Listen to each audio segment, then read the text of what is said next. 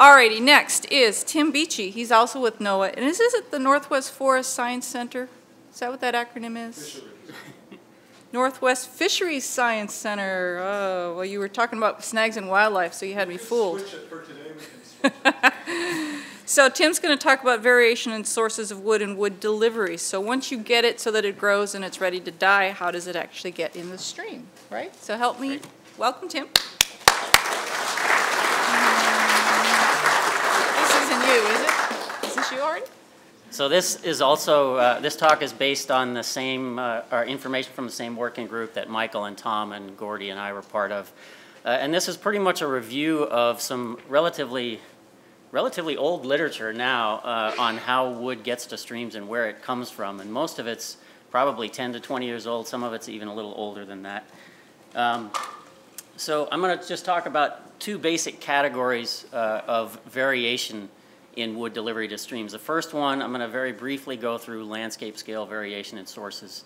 And that's really looking at stream size and how wood gets delivered to streams. And then I'm going to spend a little bit more time talking about site scale variation within those different places on the landscape.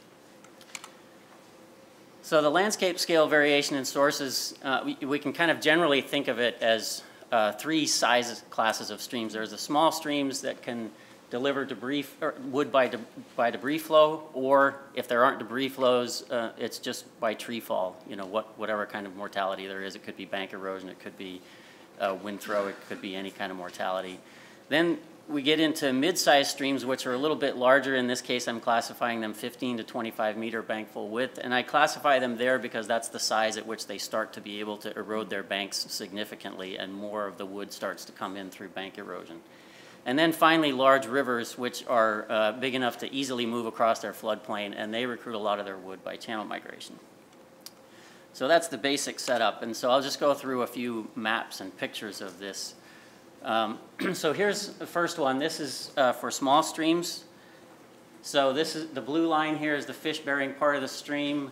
The red lines are the debris flow potential streams, and the red dots are where the debris flows would run out to. So if you look at a stream that is in a narrow valley like this one, and most of the debris flow tracks dump right into the main channel, then of course that's a setting where you both have the potential for debris flows, and if those happen, they're going to put the wood right into the stream.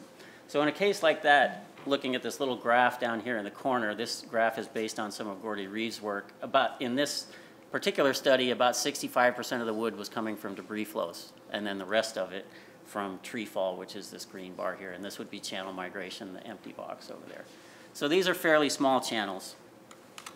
So another setting for small channels can be one in which you either don't have a lot of debris flow potential, so the geologic setting isn't such that you're going to get a lot of landslides and debris flows, or those debris flow runout pathways don't actually get to the main channel, and so in a lot of cases they will stop short because the gradient of the stream is decreasing, and so it will just deposit somewhere within that side tributary but not in the main channel.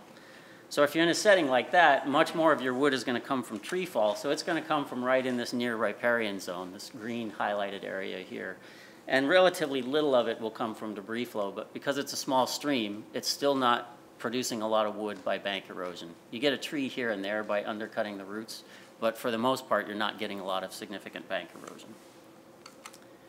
Then if you get into a larger stream, you have the same sort of thing where you start to get more by bank erosion and some by channel migration. So if this stream is about 20 meters wide or 25 meters wide, this obviously isn't in a federal forest, but I wanted to illustrate one where you could actually see the floodplain.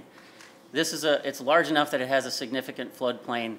Clearly not much wood can get there from debris flow, and most of the wood is going to come from either right along the bank by wind throw or other mortality, or if the channel was allowed to move around, it would recruit it by bank erosion.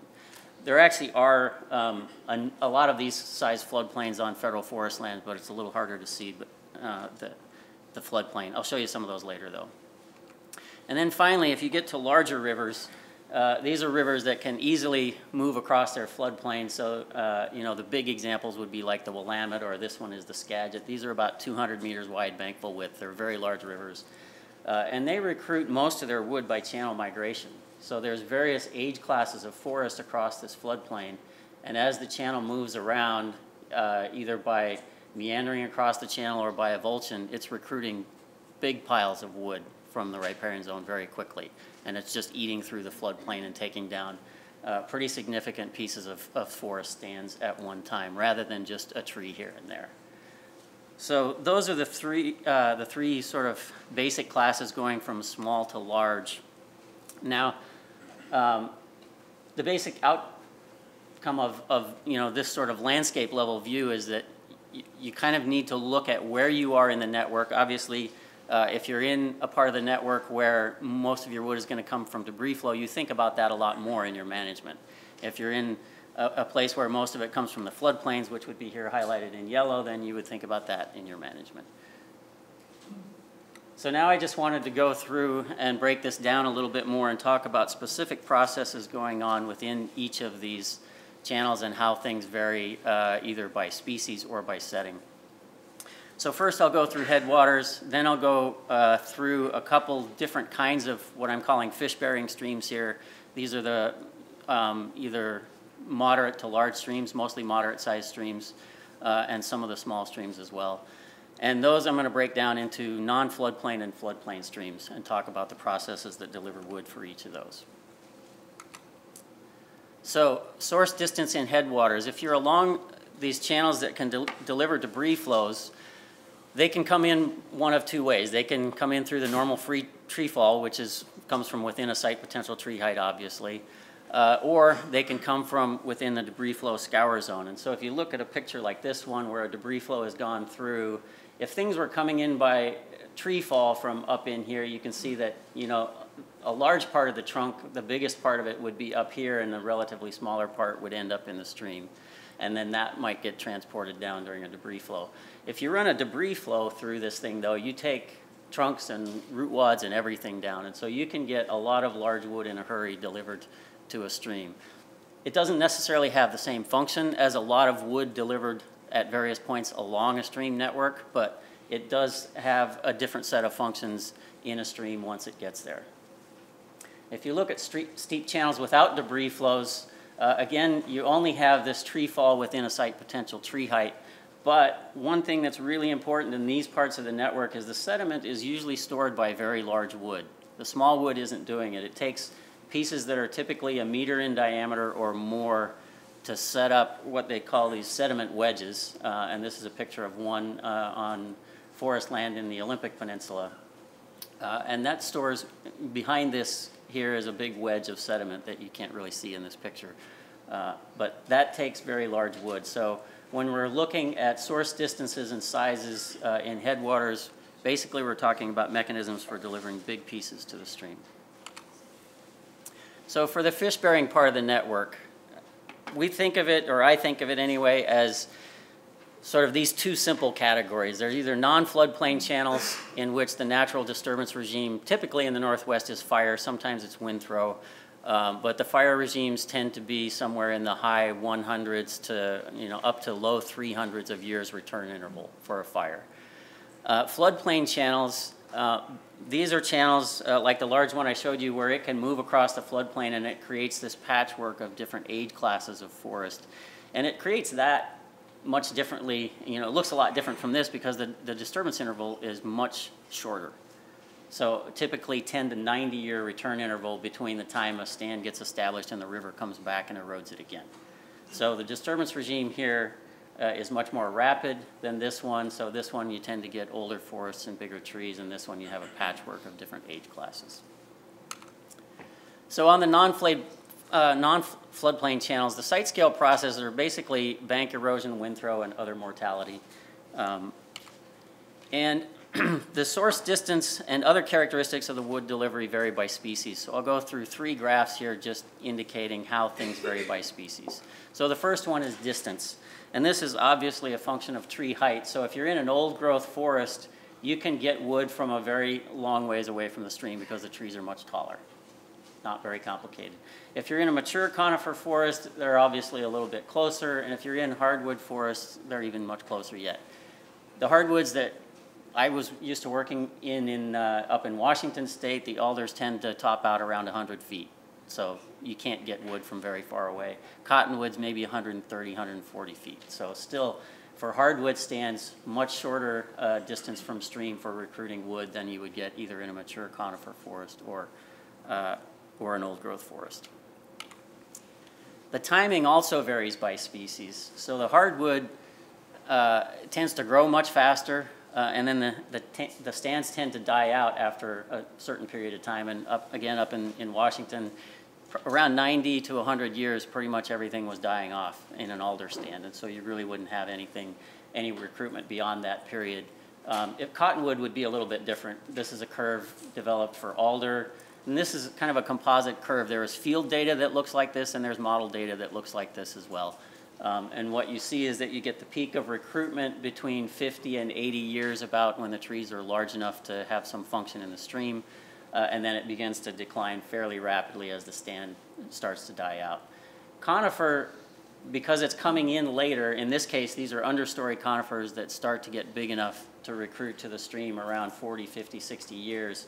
When you first start to get the ecologically defined wood of 10 centimeters, is around this 40 or 50 year period, and then the larger, more pool-forming wood, in this case more than 24 inches or 60 centimeters in diameter, you start to get closer to 100 years. So it takes a while before you start to get this big wood into the stream. And then this will be sustained for a very long time. And then finally, the effect of disturbance regime on these small channels. The fire return interval, again, as I mentioned, ranges from the high 100s to low 300s, and that essentially determines the age of stands on the landscape before we started managing them. And so these are some curves indicating what the cumulative age distribution would be. Oops, this is supposed to say age distribution. I forgot to change that. Would be on, for, in this case, a return interval of a little over 300 years, which in Washington is a silver fir forest. And this is for a Douglas fir hemlock forest, the return interval of 178 years. So these are two return intervals that I had calculated up in the North Cascades. And so you can see that even naturally you would have a fair amount of young stand on the landscape, but then you'd have this whole range getting out to very old stands, even over 500 years. You don't have that in the current managed forest. This is from the CVS database, and you pretty much don't have anything over 100 years. And so you can see that sort of jumping back to a landscape level view on this site scale process is that the availability of large wood today is much different than it would be under a natural regime. So then quickly, just to talk about floodplain channels, the processes here, again, are channel migration and bank erosion. Channel migration just being a more extreme version of bank erosion, essentially. And this is a picture of one of the floodplains in federal forest land up in the North Cascades. The floodplain boundary runs along here on this side and along here. So this is all floodplain forest of varying ages, and you can see some fairly young stands and a few patches of fairly mature forest and a lot of intermediate age stuff in through here. So what controls age distribution? Well, in this case, it's basically a function of the channel pattern. So if we look at straight channels and then moving to meandering and island braided and braided, the lateral migration rate is increasing as you go up. And that sets the disturbance return interval. So in this case, a straight channel, a stand can be there for a fairly long time before the river comes back to erode it again. And so those tend to be 90, 100, a little more for a return interval, or 90 to 100 years. You get into the braided channels, most of those patches get eroded before they get to be 25 years old. So you never really get very much old forest on a channel like that. And what that sets up is a different age structure for each of these channel types. So we measured age structure on about, I forget, maybe 60 of these channels, and came up with these average age distributions for the different channel patterns. And what you see is what you'd expect. In the straight channels, you tend to be dominated by these older age classes, in this case, more than 75 years. And as you move down to meandering, which moves a little more, to island braided, which moves more, to braided, which moves more, you get this decreasing dominance of the, or decreasing age of the stands on average. And if you look at stand composition within those different age classes, this is sort of composite from work by Bob Nyman out on the Olympic Peninsula and his group, and then some work that we did in the North Cascades.